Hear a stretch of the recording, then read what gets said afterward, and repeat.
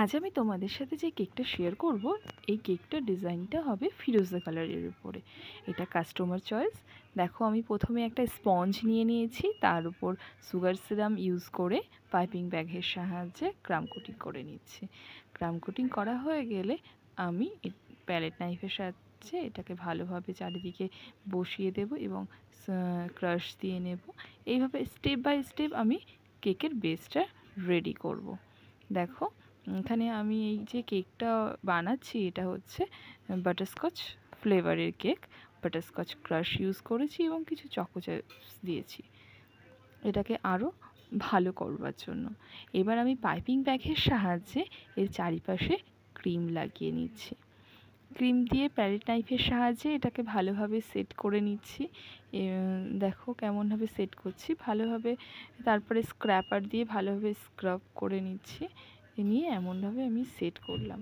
তাও দেখো কিছু কিছু জায়গায় যে স্পঞ্জের শেপটা বোঝা যাচ্ছে, তাই জন্য আমি আবার পাইপিং ব্যাগ ইউজ করলাম এটাকে ভালোভাবে সেট করার জন্য, বেসে চারিপাশে যাতে কোনো রকমভাবে কোনো স্পঞ্জের কালার বোঝা না যায় সেই জন্য।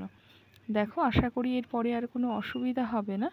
আমি একটা নাইফও ইউজ করেছি। দেখছিলাম নাইফের যে নর্মাল যে হালকা শেপের উপরে ডিজাইনটা ভালো লাগছিল, কিন্তু ভাবলাম যে কাস্টমার তো প্লেন ডিজাইন পছন্দ করছে, তাহলে আমি প্লেনই করি, ফালতু আর এই ডিজাইন করব না।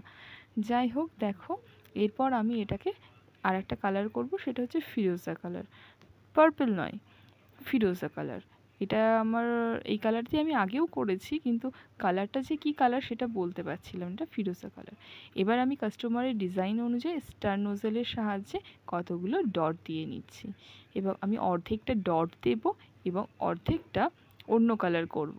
অন্য কালার বলতে অন্য ডিজাইন করব, সেটাও স্টার নোজেলের সাহায্যে বেনুনি টাইপের ডিজাইন। দেখো ডিজাইনটা কেমন লাগছে, আশা করি তোমাদের ভালো লাগবে। এবার আমি বেসের চারপাশে স্টার নোজেলের সাহায্যে ডট ডট দিয়ে দিচ্ছি। ডিজাইনটা বেশ ভালোই লাগছে, যেহেতু ওপরে করেছি সেহেতু আমি নিচেও এই ডিজাইনটা করছি। এরপর আমি ড্রিপিং করব। এটা আমি করছি চকলেট গানাশ দিয়ে ড্রিপিং করছি। ডিজাইনে এমনই ছিল।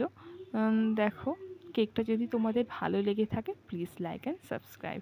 আর যদি বুঝতে অসুবিধা হয় তাহলে প্লিজ কমেন্টসে আমাকে